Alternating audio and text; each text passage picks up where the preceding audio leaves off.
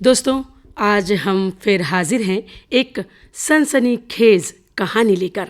यदि अभी तक आपने हमारे चैनल को सब्सक्राइब नहीं किया है तो सब्सक्राइब कीजिए और साथ ही इस वीडियो को लाइक और शेयर भी कर लीजिए।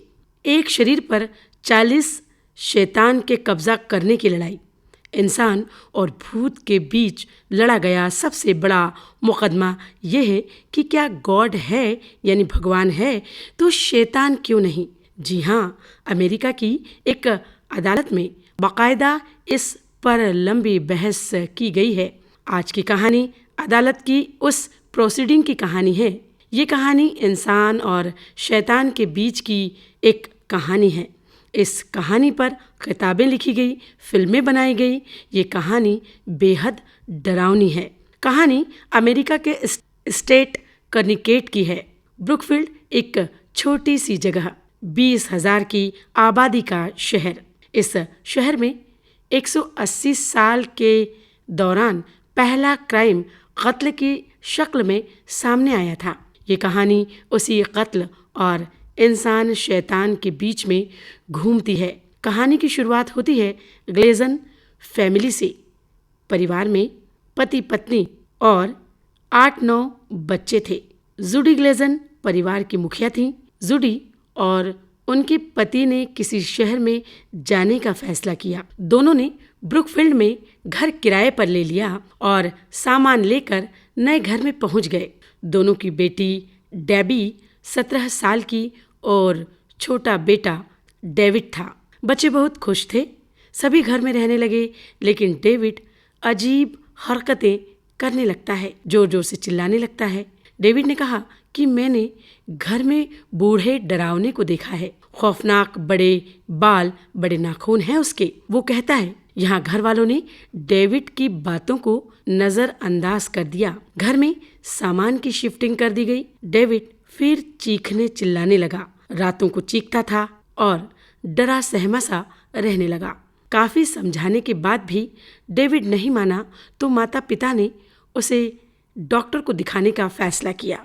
डॉक्टर्स ने कहा कि उसे कोई बीमारी नहीं है। अचानक डेविड रातों को लैटिन भाषा बोलने लगा, जबकि उसे लैटिन कभी सिखाई ही नहीं गई थी। वो बीमार रहने लगा था। सुबह हुई तो वो इंग्लिश बोलने लगता और नॉर्मल हो जाता। डेविड की हालत बिगड़ती जा रही थी। बार बार कहता था, बूढ़ा शख्स कहता है चले जाओ चले जाओ। अब डेविड की अचानक आवाज चली गई थी। वो अब बोलता ही नहीं था, बल्कि अजीब अजीब आवाजें उसके हलक से निकलने लगी। खौफनाक आवाजें। घर वाले परेशान थे। कुछ समझ में नहीं आ रहा था। दोनों पति पत्नी धार्मिक किस्म के थे। चर्च से संपर्क किया। पूरी बात बताई गई। पादरी फादर को दिखाया गया तो उन्होंने कहा डेविड ठीक है, लेकिन उसकी हालत खराब होती जा रही थी। किसी ने सलाह दी किसी फादर से रिलीजियस ट्रीटमेंट करवाओ, एक्सिज्म कराए, जैसे जादू टोना झाड़ फूक। लेकिन फादर और चर्च के पादरियों ने एक्सिज्म करने से मना कर दिया। परिजन परेशान थे।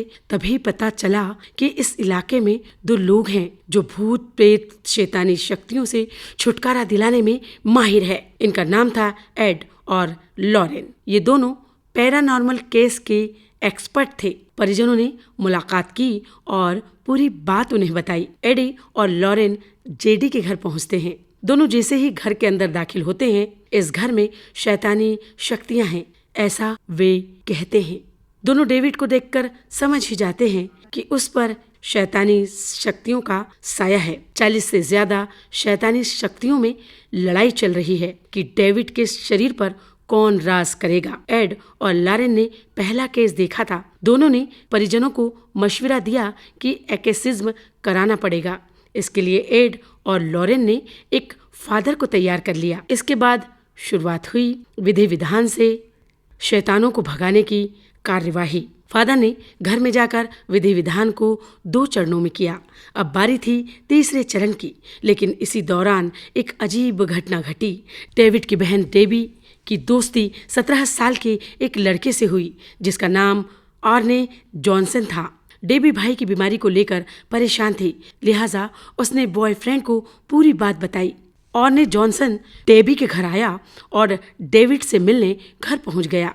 अब फादर घर में तीसरी बार आते हैं और साथ में आती है उनकी एक असिस्टेंट। डेविड के माता पिता के अलावा किसी को भी मौजूद रहने की इजाज़त नहीं थी इस घर में, लेकिन डेबी का बॉयफ्रेंड आर्ने डेविड के साथ रहने की जिद पर अड़ गया। तय हुआ कि एक्सिज्म के दौरान आर्ने कुछ बोलेगा नहीं। एक्सिज्म के दौरान डेविड की खराब हालत आर्ने से बर्दाश्त नहीं हुई और वो बीच में ही बोल पड़ा।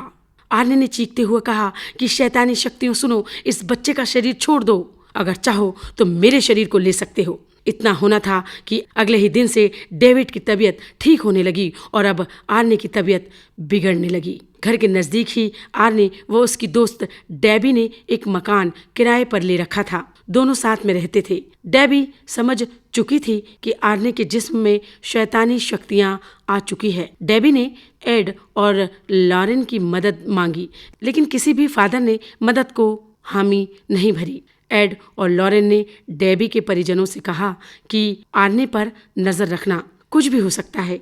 ये जानकारी पुलिस को भी दे दी गई थी। पुलिस वालों ने शैतानी शक्तियों की बात को लेकर मजाक बनाया। इस दौरान आर्ने की तबीयत खराब होती जा रही थी। 16 फरवरी 1981 को डेबी को नौकरी मिल गई। जानवरों के सैलून में नौकरी लगी और आर्ने ने कहा कि मैं पहले दिन तुम्हारे सैलून चलता हूँ, शाम में पार्टी करेंगे। रास्ते में डेबी का घर पड़ता था, लिहाजा उसने माता पिता से मिलने की बात कही। दोनों उसी घर में गए जहां डेबी के माता पिता रहते थे। सभी परिजन साथ में सैलून पहुंच गए। वहां जाने के बाद सैलून के मालिक एलन ने सबका स्वागत किया। एलन ने पूरे परिवार को लंच कराया। इसी दौरान परिजनों को शक हुआ कि एलन डेबी की बहन मैरी को घूर रहा था। आर्ने ये सब दूर से खड़ा होकर देख रहा था। तभी उसने गुस्से में एलन पर हमला बोल दिया। एलन को 5 बार चाकू मारे और उसकी मौत हो गई। सभी वहां से भाग खड़े हुए। पुलिस को खबर मिली तो पुलिस ने आर्ने को गिरफ्तार कर लिया। आर्ने ने कहा कि मैंने नहीं किया कत्ल। आर्ने ने कहा कि मुझे कुछ भी याद नहीं है, ये मैंने नहीं किया है। एड और लॉरेन ने पुलिस को कहा कि हमने कहा था ना कि आप नजर रखें। शहर में लोग हैरान थे, पुलिस भी हैरान थी। कोर्ट में आर्ने को पेश किया गया। बचाव पक्ष ने कहा कि ये कत्ल आर्ने ने नहीं किया, बल्कि ये कत्ल उसके भीतर समाई शैतानी शक्तियों ने किया है। शैतानी शक्तियों ने कत्ल करवाया है। आर्ने के हाथ से चाकू चलवाया गया है। जज भी परेशान थे। जज बोले, गॉड की बात तो समझ में आती है, लेकिन शैतानी शक्तियों का अजीब केस है। एड और लॉरेन की रिपोर्ट, फादर के एक्सिज्म की रिपोर्ट रखी गई। जज मानने को तैयार ही नहीं थे। किसने किया है कत्ल? अब ये प्रश्न सभी के सामने था। आर्ने के वकीलों ने अब पैंतरा बदलते हुए अदालत में कहा कि आरोपी ने आत्मरक्षा में हत्या की है। अदालत ने माना कि आर्ने ही एलन का कातिल है, लिहाजा 10 साल की सजा हुई। 5 साल बाद रिहा हो गया एलन। 1986 में वो जेल से बाहर आया और डेवी से शादी कर ली। दोनों की अब बच्चे भी हैं। धीरे धीरे आर्ने की तबीयत भी सुधरने लगी। डेविड भी अब ठीक ही था। अब 2007 का साल आ गया जब डेबी और उसके परिजन कोर्ट में एड और लॉरेन के खिलाफ केस करते हैं। केस में कहा गया कि दोनों एड और लॉरेन ने उनकी कहानियों को गलत इस्तेमाल किया है। दोनों ने इस किस्से के पैसे भी कमाए हैं। ये केस अदालत में डिसमिस हो गया था। इस कहानी पर कई सीरियल बने और कंजरिंग हॉरर फिल्म भी बनी थी। तो ये थी आज की सनसनीखेज कहानी।